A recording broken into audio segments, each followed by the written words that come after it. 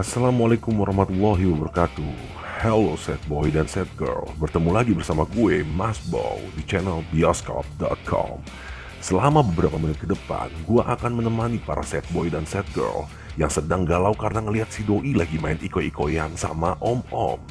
Kali ini gue akan mereview sebuah film yang bisa menjadi referensi kalian para penikmat action dan thriller.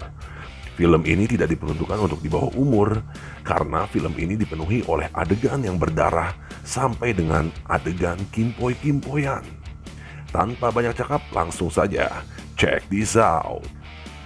Film dibuka dengan adegan cukup seru, sebuah misi pembunuhan. Lokasi di sebuah villa di Chili yang didiami oleh agen dari Damocles bernama Michael Green. Alasan ia berada di sana adalah untuk menghabiskan sisa-sisa harinya menjelang masa pensiun sebagai agen pembunuh. Namun siapa sangka, itu adalah hari terakhirnya. Ia disergap dan dibunuh oleh 5 pembunuh dari Damocles, organisasi tempat Michael Green bekerja. Michael ternyata mengenal kelima agen itu, dan ia bertanya mengapa ia dibunuh. Hilde, salah satu pembunuh, menjawab, karena ia sudah tua. What? Apa maksudnya? Disinilah konflik atau alur utama dari film Polar.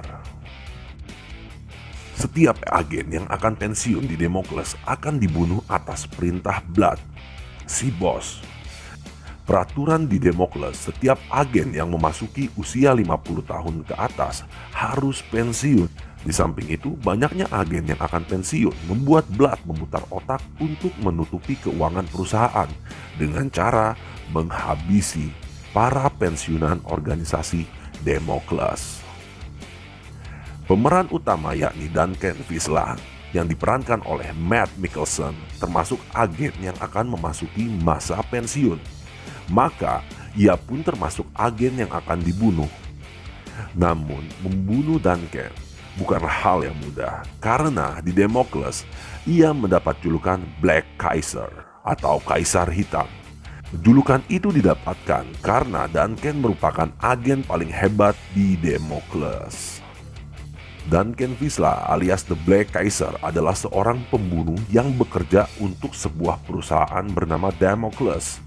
Dalam 14 hari setelah mencapai masa pensiun wajib pada ulang tahunnya ke-50, Duncan akan meminta setengah dari pensiunnya sebesar $8 juta Amerika Serikat, dan Blood malah mengirimkan tim pembunuh untuk memburu Duncan. Alih-alih ingin hidup normal di masa pensiunnya, Duncan mulai mencoba akrab dengan para tetangganya yang bernama Camille. Namun naas, kedekatan mereka justru membahayakan nyawa Camille. Tim pembunuh menyerang tempat tinggal Duncan dan membunuh orang-orang yang tinggal di sana. Tetapi tim pembunuh belum beruntung karena Duncan tidak ditemukan. Suatu hari saat Duncan membeli hadiah untuk Camille, Duncan terlihat oleh para pembunuh dan para pembunuh menjebaknya dengan bantuan anggota mereka yang bernama Cindy, di mana Cindy berpura-pura mobil yang dikendarainya mogok. Percaya bahwa mobilnya benar-benar mogok atau rusak, Duncan memberinya tumpangan dan membawanya ke rumah. Namun, saat sedang kimpoy dengan Cindy, penembak jitu mencoba untuk membunuh Duncan.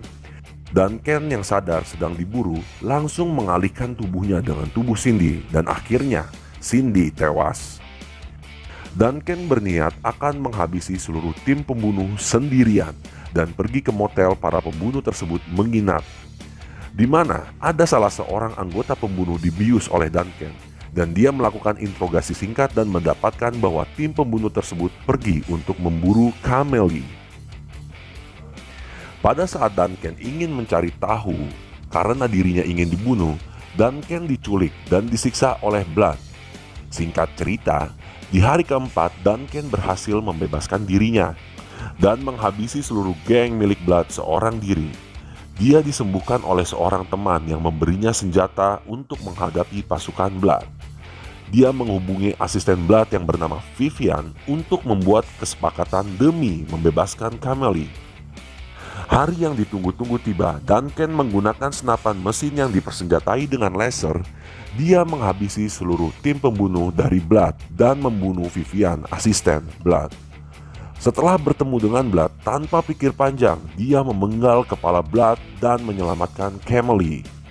Duncan membawa Camille ke rumahnya dan merawatnya. Suatu ketika saat Duncan terbangun dari tidurnya, dia masuk ke kamar Camille dan tanpa disengaja Duncan menemukan clipping. Clipping tersebut adalah milik pembunuh bayaran.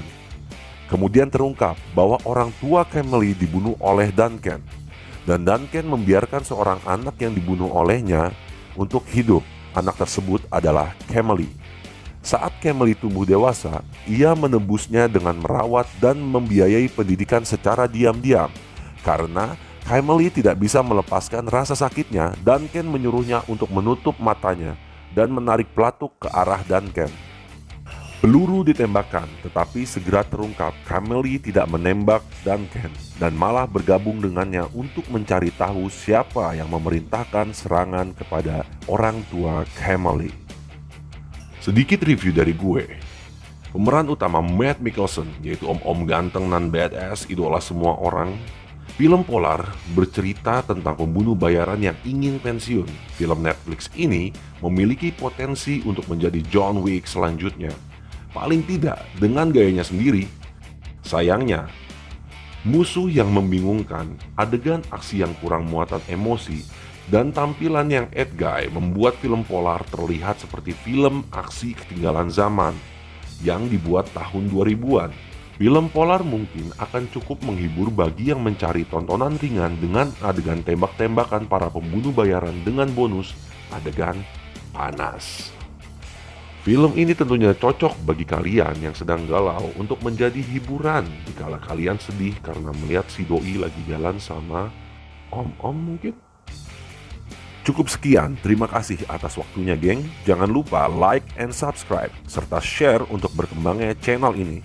See you on next movie. Wassalamualaikum warahmatullahi wabarakatuh.